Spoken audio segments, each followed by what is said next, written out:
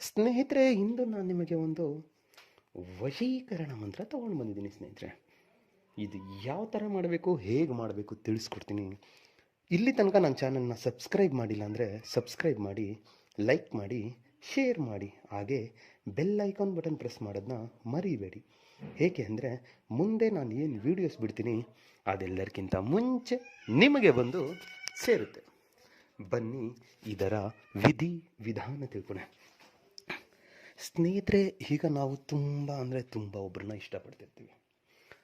ನಮ್ಮ ಹತ್ರ ಚೆನ್ನಾಗೇ ಇರ್ತಾರೆ, ಆದರೆ ಆ ಒಂದು ವಿಷಯದಲ್ಲಿ, ಪ್ರೀತಿ ಪ್ರೇಮದ ವಿಚಾರದಲ್ಲಿ ನಮ್ಮ ಕಡೆಗೆ ಯಾರೇ ಅಂತಲೂ ನೋಡ್ತಿರಲ್ಲ, ಅದ್ರ ಬಗ್ಗೆ ಕಾಳಜಿ ಅನ್ನೋದೇ ಇರಲ್ಲ. ಅಂಥವರು ಈ ಕ್ರಿಯೆ ಮಾಡ್ಬೋದು, ಏನಿಲ್ಲ. ಸೋಮವಾರದ ದಿನ ಈ ಕ್ರಿಯೆ ಸ್ಟಾರ್ಟ್ ಮಾಡಿ.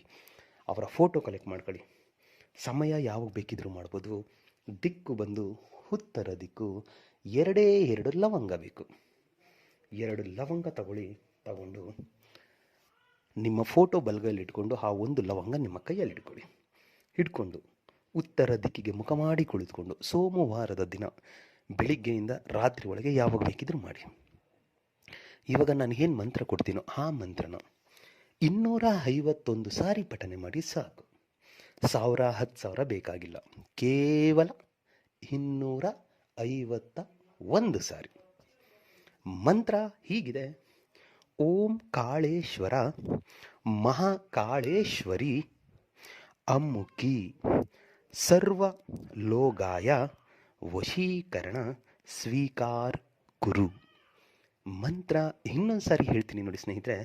ಓಂ ಕಾಳೇಶ್ವರ ಮಹಾಕಾಳೇಶ್ವರಿ ಅಮ್ಮುಕಿ ಸರ್ವಲೋಗಾಯ ವಶೀಕರಣ ಸ್ವೀಕಾರ ಕುರು.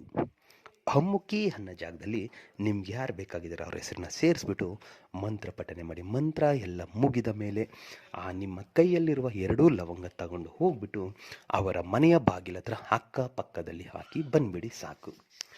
ಆಮೇಲೆ ನೋಡಿ, ನಿಮಗೆ ಗೊತ್ತಾಗುತ್ತೆ ಅವ್ರಿಗೆ ನಿಮಗೆ ಎಷ್ಟು ಇಂಪಾರ್ಟೆನ್ಸ್ ಕೊಡ್ತಾರೆ ಅಂದರೆ, ಜಗತ್ತಲ್ಲಿ ನಿಮ್ಮನ್ನ ಬಿಟ್ಟು ಬೇರೆ ಯಾರೂ ಇಲ್ಲ ಅವರಿಗೆ.